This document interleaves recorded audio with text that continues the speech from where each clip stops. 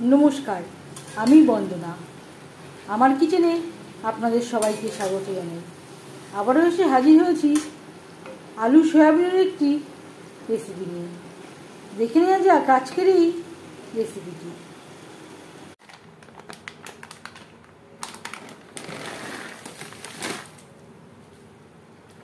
Soybean রান্না করতে এখানে আমি নিয়েছি 100 গ্রাম সয়াবিন। গরম জলে আমি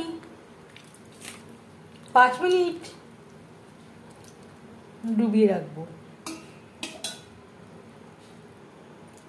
সয়াবিন আমি 10 মিনিট মতো ভিজিয়ে রেখেছিলাম, একেবারে ঠান্ডা হয়ে গেছে। এইভাবে চেপে চেপে একটা পাত্রে উঠিয়ে নেব।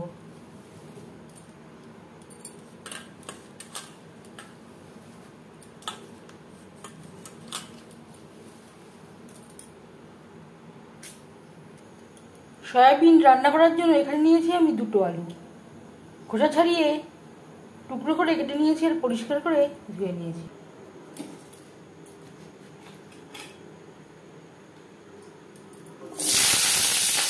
দুটো চামচ রিফাইন্ড অয়েল গরম করে নিয়েছি। এবার দিয়ে দেবো আলু। আমি রান্নাটা রিফাইন্ড অয়েলে করছি, আপনারা চাইলে যে কোনো কুকিং অয়েলে করতে পারেন।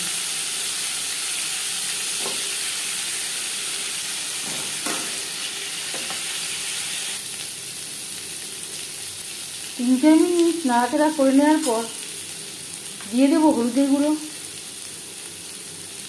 স্বাদ মতো লবণ।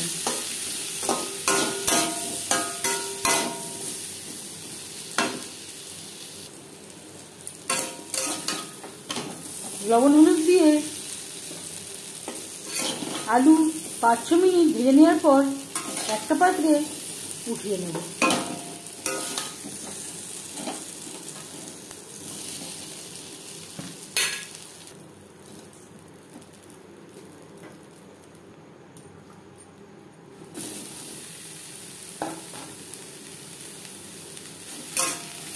সয়াবিনও হালকা করে ভেজে নেব।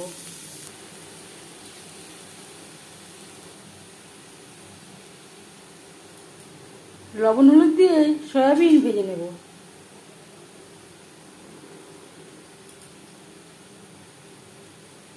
লবণটা বুঝে ব্যবহার করতে হবে। আলু ভাজবার সময় আগে একবার লবণের ব্যবহার করেছিলাম।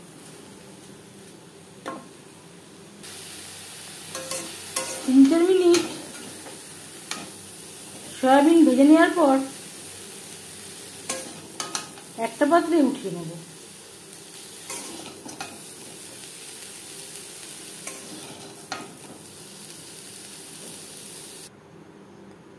আলু সয়াবিন ভেজে নেওয়া কড়াইতে আবারও তেল দিয়েছি। ফোড়নে দিয়ে দিলাম 5 ফোড়ন তেজপাতা।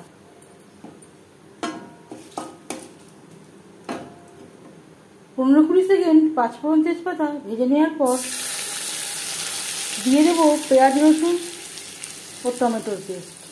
এখানে আমি 2টো টমেটো, মিডিয়াম সাইজের 2টো পেঁয়াজ ও 5-6 কোয়া রসুন একসাথে বেটে নিয়েছি। 1 চামচ আদা ও কাঁচা লঙ্কার পেস্ট, আরো কয়েক কোয়া রসুন আমি অ্যাড করলাম। আর লাগছে হলুদের গুঁড়ো, 1 চামচ রেড চিলি পাউডার। এটা আমি ঝালের জন্য ব্যবহার করছি, যদি আপনারা ঝাল না খান বাদ দিতে পারেন। এই রান্নাতে আমি আর কোনো মশলা ব্যবহার করছি না। জিরের গুঁড়ো বা ধনের গুঁড়ো আপনারা চাইলে এই পর্যায়ে অ্যাড করতে পারেন।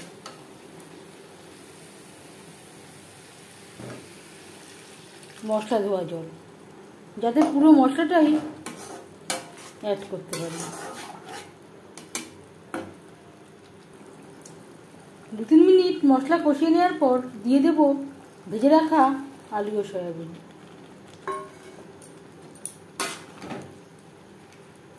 মশলার সাথে বেশ ভালো করে মিক্সড করে দেব।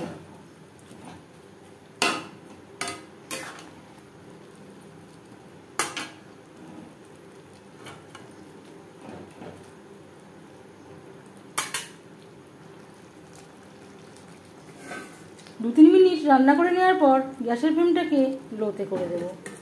ঢাকনা চাপা দিয়ে আরও 4-5 মিনিট রান্না করব। এতে মশলার সাথে আলু সয়াবিন কষিয়ে নেওয়া হয়ে যাবে।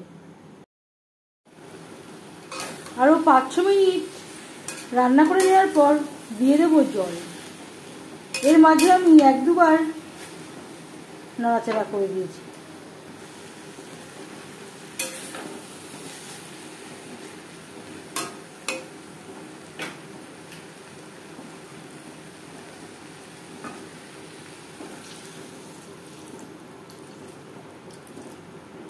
এখানে আমি গরম জল অ্যাড করলাম। রান্নাতে যদি গরম জল ব্যবহার করা হয় স্বাদটা খুবই ভালো হয়।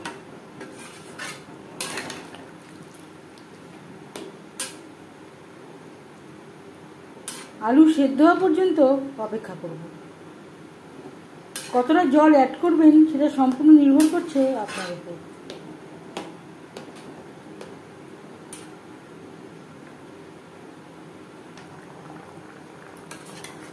গ্রেভির সাথে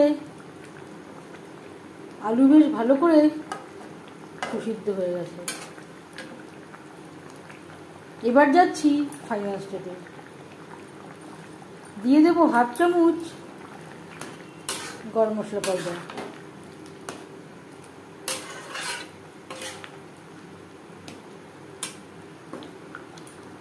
গ্রেভির সাথে গরম মশলা পাউডার বেশ ভালো করে মিক্সড করে দেওয়ার পর গ্যাসের ফ্লেমটা বন্ধ করে দেব। 5 মিনিট ঢেকে স্ট্যান্ডিং টাইমে রাখবো। সয়াবিন কারি বা সয়াবিনের তরকারি রেডি সার্ভ করার জন্য। খুবই সহজ একটা রেসিপি। সয়াবিন আমরা সবাই রান্না করতে পারি, তবে আমি কিভাবে এই সয়াবিন রান্না করি কম উপকরণ দিয়ে সেটা খুব সহজভাবে আপনাদের সাথে শেয়ার করলাম। যদি এই রেসিপিটি ভালো লেগে থাকে লাইক করবেন, শেয়ার করবেন, সাবস্ক্রাইব করবেন আমার চ্যানেলটিকে। বেল আইকনটা প্রেস করে দেবেন। যখন আমি নতুন ভিডিও আপলোড করব তার নোটিফিকেশান সবার আগে আপনার কাছে পৌঁছে যাবে। আপনারা সবাই অনেক অনেক ভালো থাকবেন। এই ভিডিওটি দেখার জন্য ধন্যবাদ।